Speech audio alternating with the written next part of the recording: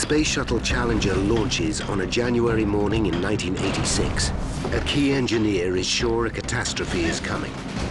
We've got to stop the flight. We cannot let Challenger launch, period. This is insane. He thinks the ship is going to explode. And liftoff from the 25th Space Shuttle mission, and it has cleared the tower. 73 seconds later, disaster strikes.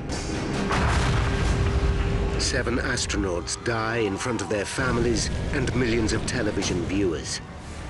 What really happened during that fateful flight? Was tragedy inevitable? Or could the shuttle and its crew have made it into space? Could they have made it? That question haunts me. Disasters don't just happen. They're a chain of critical events. Unravel the clues and count down those final seconds from disaster.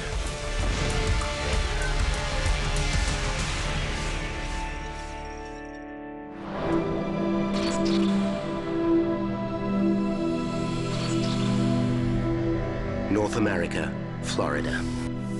January 28th, 1986. 8:08 a.m. 1.5 hours to liftoff. At Kennedy Space Center, final preparations are underway for the most anticipated space mission since the glory days of the Apollo era. Thousands have descended to the Cape to watch Space Shuttle Challenger make history by sending the first citizen into space. Schoolteacher Krista McAuliffe. Krista never thought of herself as an astronaut. She felt that she was a teacher now. She felt this way, that she could show everyone how important teachers were and get children excited about education and wanting to do the very best that they could. She said it was the best field trip ever. Oh, it's great, I love it! 37-year-old Krista, mother of Scott and Caroline, has spent 5 months training for space. In the process, she has become a national celebrity. She knows there's a lot riding on this mission. The 25th shuttle launch will be far more than just another trip into orbit. It's designed to resurrect the entire program. After 2 decades of budget cuts and a loss of public interest, the shuttle has never made good on its promise to provide a routine bus service to space. By sending Krista into orbit, NASA hoped to restore faith in their billion-dollar baby. 8:38 a.m., 1 hour to liftoff. Krista and the 6 other astronauts kit up and prepare to board the spacecraft. Pilot Mike Smith is making his launch debut. Specialists Ron McNair, Ellison Onizuka, and Judy Resnick have flown 3 missions between them. Satellite specialist Greg Jarvis is on his first trip. Thank you very much. And leading the mission is Commander Dick Scobie. As usual, it's a real pleasure to be at the Cape, to come down here and participate in something that the Cape does better than anybody in the world, and that's launching space vehicles. To finally be the commander of a mission into space was a tremendous reward to him. He loved to dance the skies. Dick and June were childhood sweethearts, married for 14 years. This is the second time she is watching her husband set off for space. Good morning, Mike. We're ready today. Charlie. Of the 4 spacecraft in the fleet, Challenger is by far the most reliable. In the 2.5 years since its space debut, it has flown 40% of all shuttle missions, sending 51 astronauts into space on 9 trouble-free flights. LVC, DOTC. Go ahead. Okay, as soon as you're ready, you've got to go to close out the crew compartment hatch. Okay, we copy. But this mission has not been going to plan. Bad weather has delayed launch for over a week. Unseasonably cold weather has covered the pad in sheets of ice 7.5 centimeters thick and icicles over 1 meter long. No shuttle has ever launched in such freezing conditions. They're still assessing the ice problem that we had on the structure. Launch control decide to delay liftoff for 2 hours in the hope that most of the ice will melt. From their position in the stands, Krista's parents are worried. Just didn't feel right at all. And my husband said, he said, you know, if I could go and take her off that thing, I would. Good morning, Krista. Hope we go today. Good morning, hope so too. With 30 minutes to go, air traffic control clears Eastern Airlines Flight 677 to fly over the Cape en route to Tampa, Florida. Suddenly, the plane hits a strong jet stream.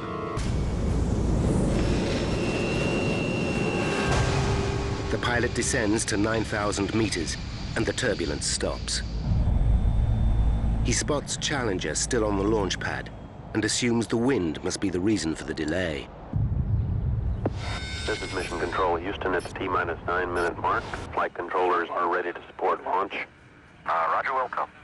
With only 9 minutes to lift off, launch control checks to make sure all of the shuttle's propulsion systems are functioning properly. Booster go.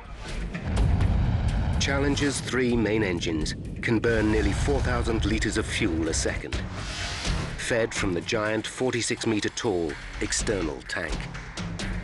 But the 2 solid rocket boosters are the real powerhouses of the system. Their 3 million kilograms of thrust accelerated to 28,000 kilometers per hour, the speed it needs to break free of Earth's gravity. All of Challenger's systems are functioning correctly. The decision is unanimous. Mission Control, this is Kennedy. We are a go for launch.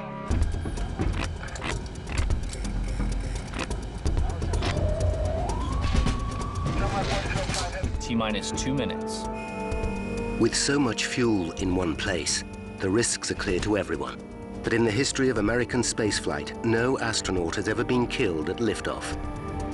A comforting fact for some. I suppose every once in a while you'd think about it, but you'd say, oh, NASA can do no wrong. And like Krista said, you know, Mom, she said that shuttle, they can shut that down the very last second if anything's wrong. 10, 9, 8, 7, 6, 5, 4, 3, 2, 1.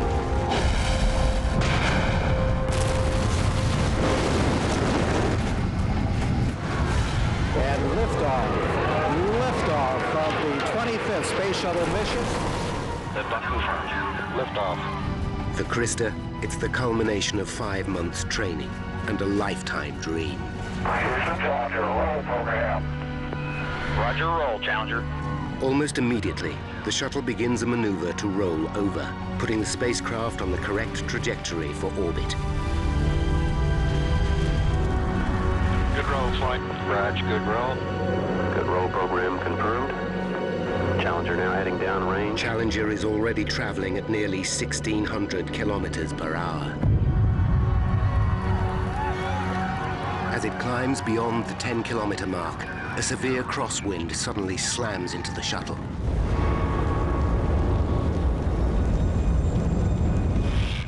Over 3,000 kilometers away, engineer Roger Beaujolais is watching in horror. Challenger is on the verge of disaster. As Challenger rockets upwards, it's traveling 9 times faster than a speeding bullet. 58 seconds into flight, it encounters a side wind, but a second later, the shaking stops.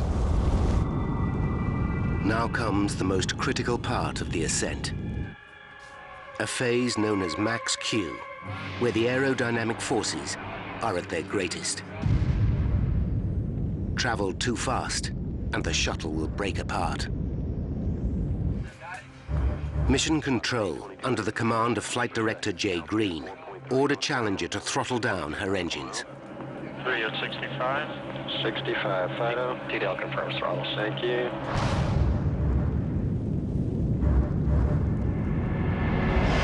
At 66 seconds, Challenger gets the all clear. It has made it safely through max Q and enters the thinner air of the upper atmosphere. Now it must accelerate to over 28,000 kilometers per hour to escape Earth's gravity. It's time to turn up the main engines to full power. Mission Control gives the cue. Challenger, go with throttle up. Challenger, go with throttle up.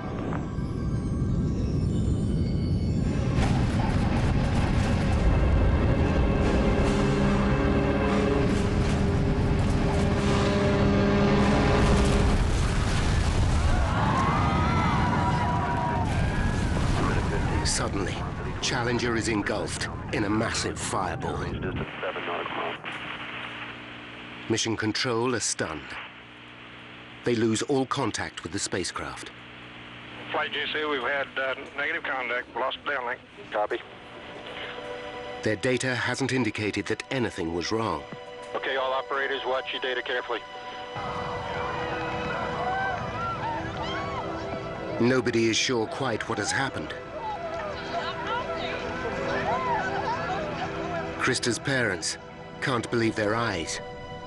The shuttle was gone, and we all knew, everybody knew that something was wrong.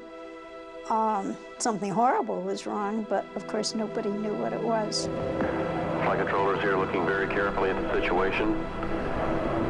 Obviously a major malfunction.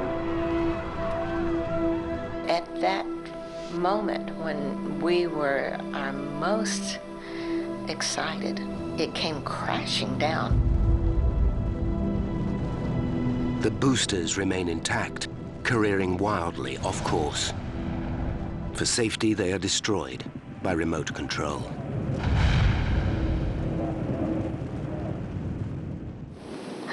You know, you just hope against all odds that the orbiter was able to separate. As the spiraling debris falls to Earth and plunges into the Atlantic, it's becoming all too clear what has happened. Flight Fido, go ahead. RSO reports vehicle exploded. Copy. We have a report from the flight dynamics officer that the vehicle has exploded. Flight director confirms that. We are looking at checking with the recovery forces to see what can be done at this point. We were just so stricken that this had happened because I never expected anything to happen. It was unreal.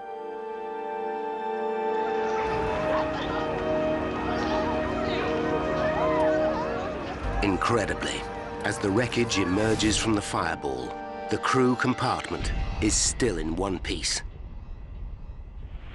Fido Flight, go ahead. Do the RSOs have an impact point? Stand by. At Mission Control, Jay Green gets the exact location where the wreckage hit the ocean. DoD LSO reports that all SOF forces have been scrambled and they are on their way. A massive search and rescue operation is immediately set in motion. They're hoping that the astronauts may still be alive. Then, they spot a parachute lowering from the sky. But it's a false hope. The parachute is only attached to the nose of one of the boosters. It's just part of the debris that continues to rain down over the Atlantic. The crew compartment can no longer be seen. Having fallen over 19 kilometers, it must have hit the ocean at over 320 kilometers per hour. The crew didn't stand a chance. We became numb, speechless, and our hearts were shattering, much like those pieces that were falling from the sky.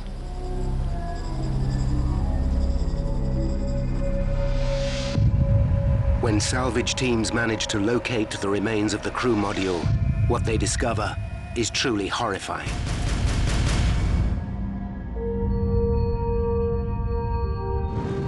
Space Shuttle Challenger was traveling at nearly twice the speed of sound when it was torn into thousands of pieces.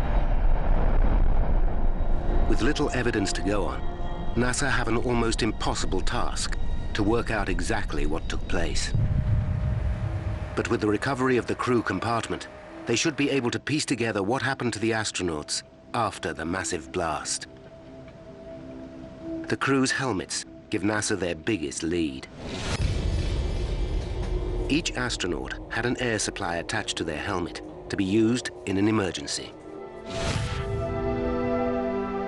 In the wreckage, NASA find that 3 of them had been activated. It's a horrifying discovery. It means that at least 3 of the astronauts survived the explosion and could have been alive during the fall to Earth, a journey of over 2.5 minutes. At the memorial service, President Reagan pays tribute to the brave crew. All the relatives of the astronauts are there, including June and her family. We were just barely able to put one step in front of the other. There was silence among all these family members. We were stunned. You never can prepare for anything like this. The best we can do is remember our 7 astronauts, bringing life and love and joy to those who knew them, and pride to a nation. I was just sad. I just felt the loss. I felt naturally that it never should have happened, and I couldn't do anything about it. Dick, Mike, Judy, Elle, Ron, Greg, and Krista, your families and your country mourn your passing. We bid you goodbye. We will never forget you. While America mourns, the pressure is on to find out exactly what caused the shuttle to explode.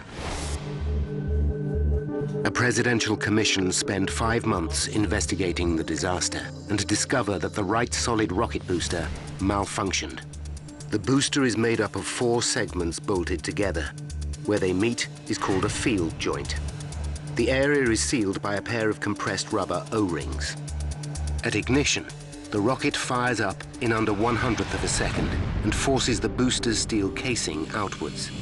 The O-rings must expand at a speed faster than a blink of an eye to stop the rocket fuel escaping out the joint. The commission found that due to the freezing temperatures, the O-rings in the right booster's lowermost field joint did not enlarge as they should have. Gases twice as hot as the inside of a blast furnace escaped with deadly results. And liftoff of the 25th Space Shuttle mission. As the shuttle accelerated skywards past Max Q, a flame burnt away the support attaching the booster to the external tank. As the attachment broke free completely, the entire bottom section gave way. The nose of the booster crashed into the top of the tank with devastating results.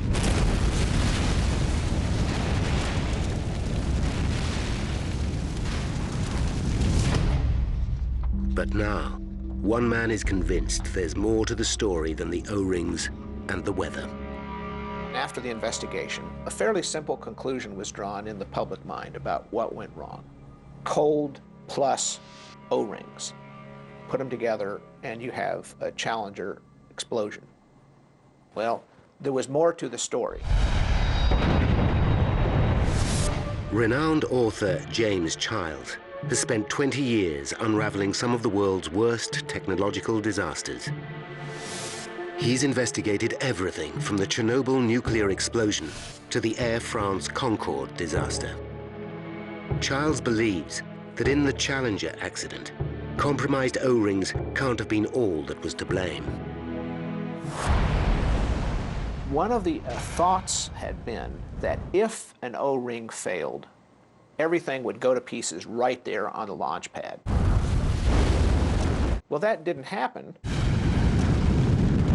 Instead, it broke up at 73 seconds. Certainly, a mystery is laid in front of us, something else must have been going on beyond a simple O-ring failure. Childs knows that every detail of Challenger's launch will be vital in unraveling the puzzle. He begins by re-examining the evidence that led the Commission to their conclusion that the O-rings were to blame. The original investigation began by looking at the footage shot by more than 200 cameras as the mission got underway.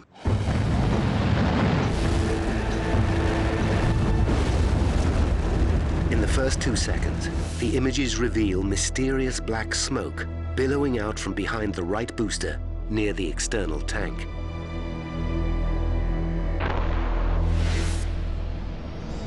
Using the camera positions, the Commission tried to work out exactly where the smoke was coming from.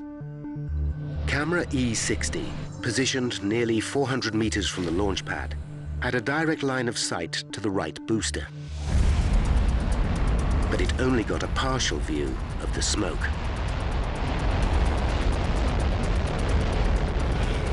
Next, they looked at an alternative position almost 600 meters west, camera E63, in the hope that this had captured a better shot. But again, the source of the smoke was obscured.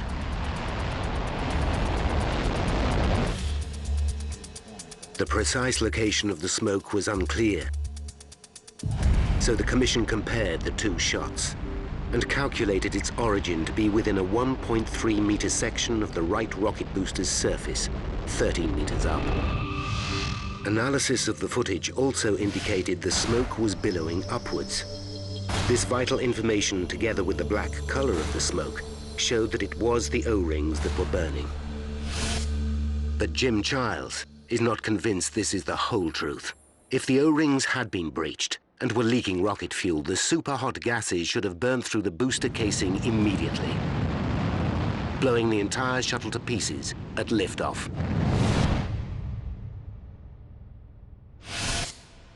As Childs scrutinizes the official report, he realizes he's not the only one with unanswered questions. My name is Roger Beaujolais. Engineer Roger Beaujolais worked for Thiokol, the company that built the boosters for NASA. I swear to tell the truth, the whole truth. He testified to the Commission in 1986. He too realized that a more complex chain of events must have taken place. On the morning of the launch, they were expecting temperature. If we had a leak in a joint, it would blow up right at ignition.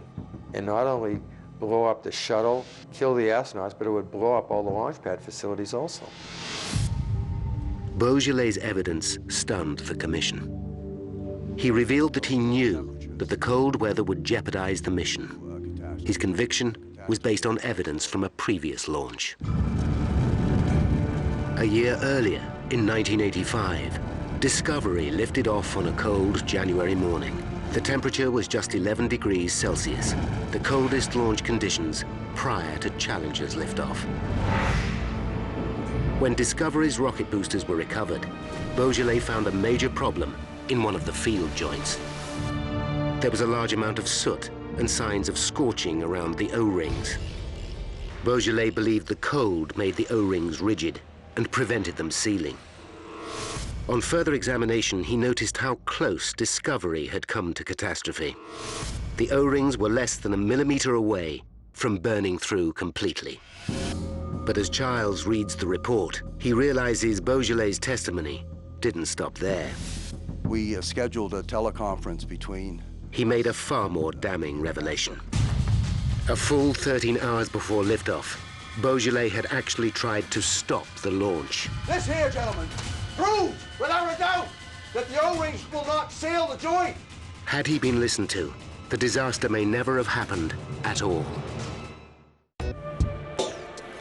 Journalist Jim Childs is re-examining a critical aspect of the Challenger shuttle disaster.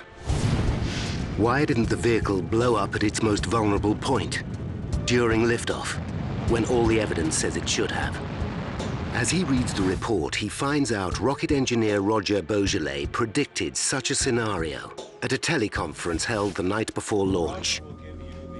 Taking part were Morton Thiokol's 4 senior managers, NASA managers at Kennedy Space Center, and in Tennessee, NASA's head of rocket boosters, Lawrence Malloy. I don't think that you fully appreciate Seriousness. The question was asked, are you guys concerned about launching in cold weather tomorrow?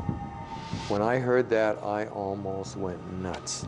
I recommend that we do not launch if the temperature is below 53 degrees Fahrenheit. When Beaujolais warned them that the freezing temperatures made it too dangerous to go ahead, Thiokol's managers immediately advised NASA not to launch. We recommend not launching. But NASA considered the data to be inconclusive. I'm appalled. How can you possibly enter into this conversation the night before a launch? My God, Thiokol, that makes no sense. Larry Malloy states, my God, Thiokol, when do you want me to launch? Next April? Why are you guys trying to come up with launch commit criteria on the eve of a launch? In response to Malloy, Thiokol's managers put the teleconference on hold and reconsidered their position. It's obvious that our hands are tied. When it looked like they were changing their minds, Beaujolais made a last-ditch attempt to convince them to abort. This, gentlemen, this is real data. He reminded them of the burnt O-rings from discoveries near fatal flight a year earlier. Look at it! Damn it, look at it! I was literally screaming at them to look at the photos and not ignore what they were telling us. You have to be blind, deaf, and dumb not to know what these two pictures are telling you. The longer the delay in sailing the joint, the greater the risk of disaster. But this time, Beaujolais' evidence was ignored. General manager said in a soft voice, take off your engineering hat and put on your management hat. That is the strongest metaphor to play ball that I have ever heard in my 27-year engineering career in the aerospace industry. Okay, gentlemen, let's take a vote on it. Go for launch. Yeah.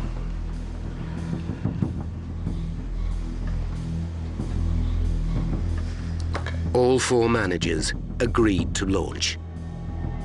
This is Thiokol. Back online. What's your answer? It's a go to launch. When they told NASA, Lawrence Malloy immediately accepted their decision. I was so angry. I had to stay as composed as I could by kind of separating myself from what was going on in the meeting at that point, or else I would probably jumped up and punched somebody out. The next day, as Beaujolais watched the launch, he fully expected to witness a ground-level blast of gargantuan proportions. As the vehicle ignited and cleared the launch tower, so a big sigh of relief came through me. We had just dodged a bullet because it hadn't exploded on the pad. But of course, Beaujolais' relief was short-lived. I sit in stunned silence, and I can't tell you to this day, 20 years later, how long I sat there. I eventually found my way back to my office. I actually put my feet up on the desk and looked at the corner between two walls, and I fought for hours to hold back the tears because I was an emotional wreck.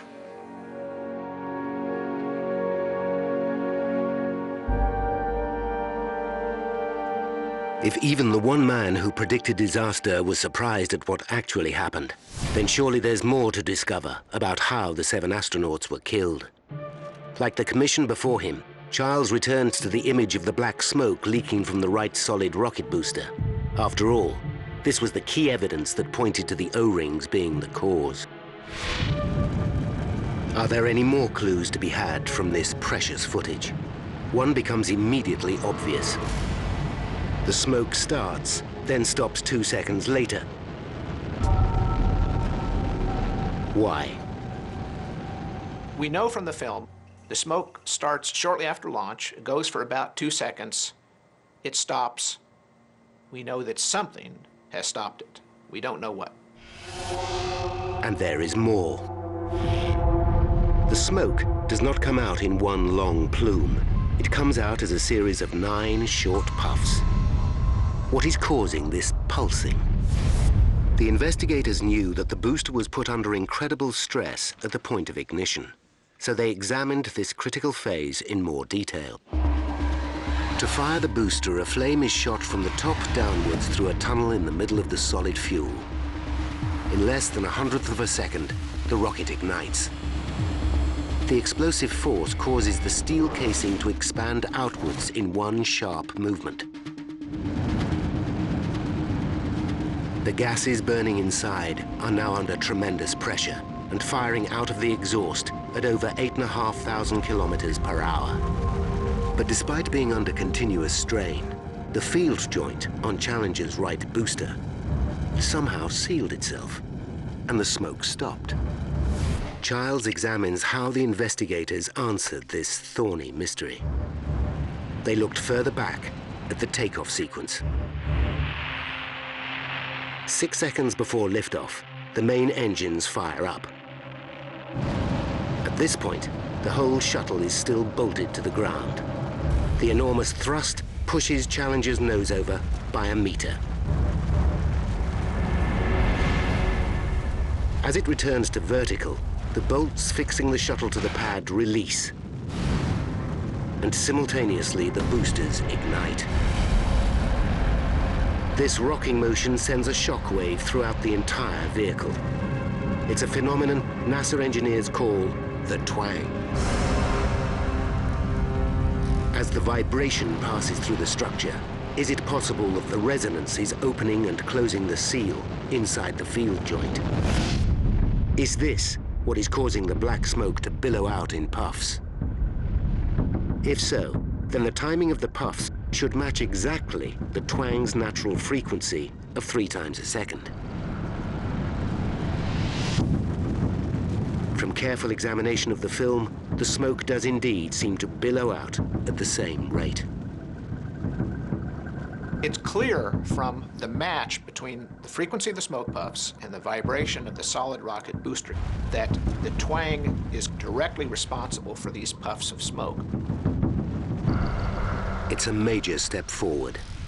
As the solid rocket booster flexed, it must have caused the field joint to open momentarily, producing the telltale puffs of smoke. But the second, more difficult question remains. If the O-rings were being breached, why did the smoke suddenly stop 2.6 seconds into liftoff? Most likely scenario is that something blocked the hole. That really can be the only explanation. With the booster running at such intense temperature and pressure, only one thing could have blocked the hole: the rocket fuel itself.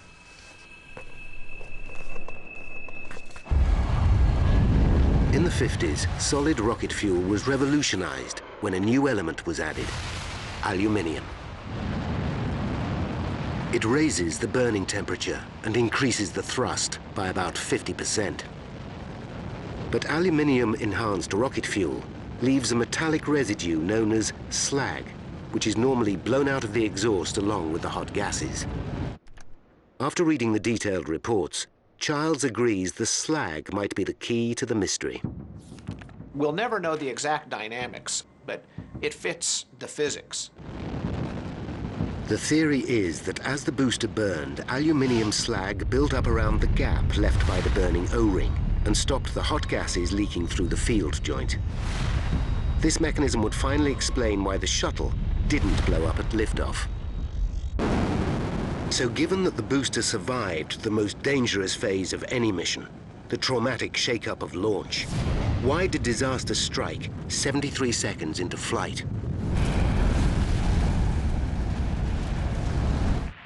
The commission uncovered 2 important leads.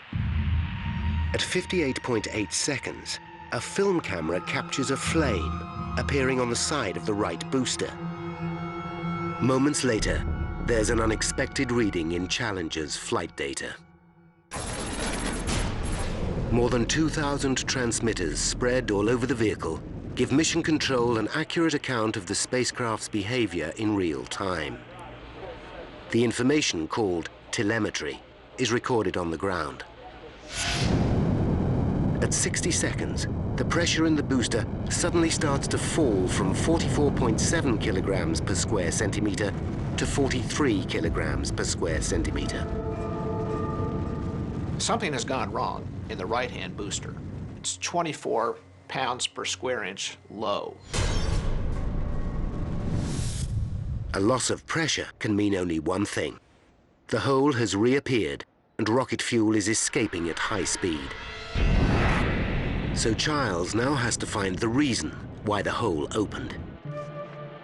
Immediately he notices what seems too much like a coincidence.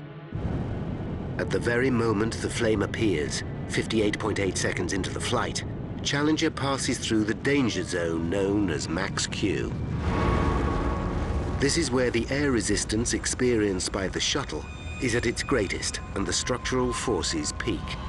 Given that max Q occurred just as the flame appeared, Childs wonders if the stresses on the ship could have dislodged the slag. Why would it open again? It might well have to do with the stresses on the shuttle at around the 60-second point. That might well be enough to open it up and free those chunks of slag. It's a reasonable theory, but there's no proof. The shuttle was not overspeeding and had correctly throttled down to 65%, so it shouldn't have been unduly stressed. Engines at 65%, 3 engines running normally, 3 good fuel cells, 3 good APUs. Perhaps something else was going on. Reading through a little-known report by an engineer who studied the accident on Morton Thiokol's behalf, Childs stumbles on an intriguing possibility. He takes another look at the film of Challenger's ascent.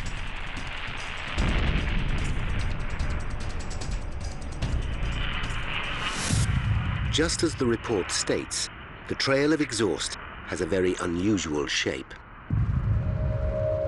The column of smoke displays a dramatic zigzag, then returns to vertical just moments before the astronauts were killed.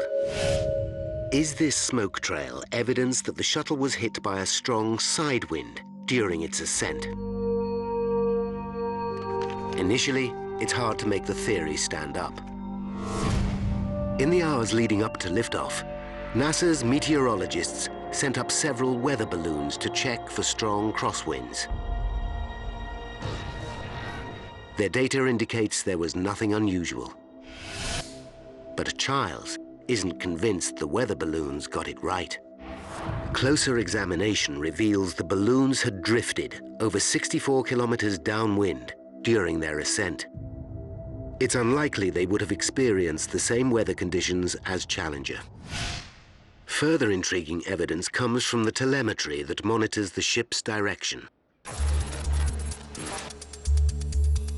At 58 seconds into flight, Challenger's main engine nozzles suddenly alter their thrust angle by 2 degrees. The large adjustment is an automated reaction to keep the craft on track and suggests that some external force could have been pushing Challenger off course. What's more, the shuttle's lateral accelerometer, a device that measures sideways movement, throws up a surprising reading at exactly the same moment. There's a sinister gap in the data. This could mean one of 2 things. Either there was a glitch in the telemetry, or the lateral acceleration was so violent that the reading went right off the scale. If the second of these 2 options is the truth, it could be the key as to why Challenger blew apart, taking with it the lives of 7 astronauts. Jim Childs believes he's close to finding out the truth behind what may have caused the Challenger disaster. The telemetry indicates that the shuttle was knocked violently sideways at 58 seconds into the flight.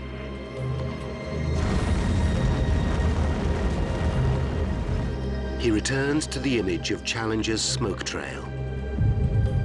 And sure enough, at 10 kilometers, the smoke trail has an extreme dogleg to it. The zigzag could be evidence of a fast-moving narrow layer of air, a jet stream, tracking rapidly east. Finally comes the last piece of the puzzle. The report states that just 30 minutes before liftoff, a commercial jet flew above the launch site. As it did so, the Boeing 757 was hit by a headwind of over 300 kilometers per hour. It's a shocking revelation. It looks like Challenger must have passed through the same layer of air as it climbed towards space. As it entered the jet stream, it would have been hit broadside with a force equivalent to Hurricane Katrina. It seems like some evil twist of fate. The slag is blown free, and now hot rocket exhaust, more than 5,000 degrees Fahrenheit, is free to blast through and to start eating away that steel case.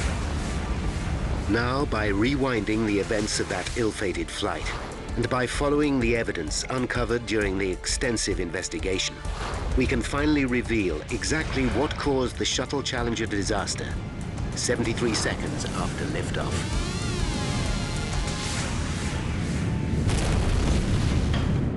4, 3, 73 seconds to disaster. 1. The solid rocket boosters ignite.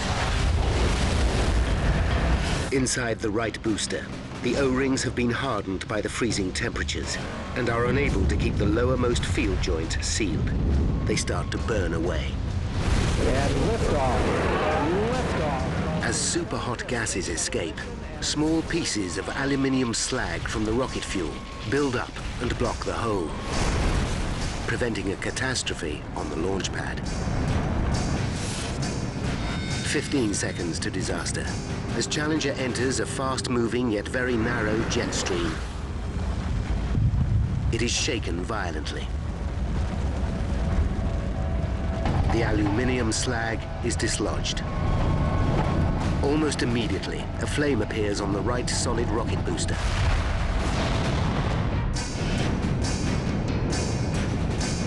Eight seconds to disaster. With blowtorch intensity, the flame penetrates the external tank, and liquid hydrogen starts to spill out.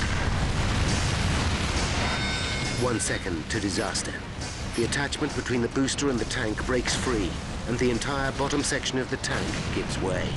The inferno thrusts the hydrogen compartment upwards into the oxygen-filled container, just as the nose of the booster crashes into the top of the external tank.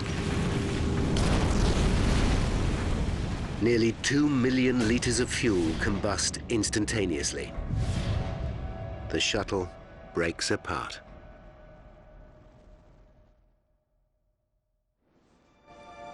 For Childs, it's a sobering end to his investigation. It could have all been so different. He is certain that had the wind not been so strong, the slag could have remained in place. The booster pressure would have remained normal, and 2 minutes into flight, the rocket boosters would have disengaged and separated from the shuttle. Challenger and its crew would have then been safely on their way to space. Confirm good solid rocket booster separation. If the aluminium slag had only hung on for another 62 seconds, the astronauts might be alive today.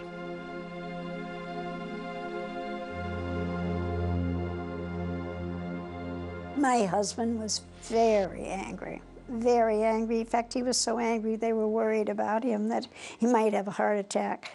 And he never really lost that anger. He blamed NASA. He felt it never should have happened, and he had lost his daughter, his pride and joy. I never thought I was angry because I was just sad. I just felt the loss, but it had happened, and there wasn't any way of bringing her back or any of them back. In their final report, the Presidential Commission put the Shuttle Challenger disaster down to cold weather, bad decisions, and an unrealistic flight schedule. My world just came crashing down to hear about the causes. It was one of the most difficult days for all of us. We were angry. We were sad. We were sorry, a tremendous loss for us. They held the managers of both NASA and Morton Thiokol responsible for the decision to fly. NASA had promised prompt, routine access to space that would be affordable, and it really couldn't meet any of those conditions. And so the pressure built, the mistakes were made, the signals were missed, and so rather than an O-ring, it was the system that brought Challenger down.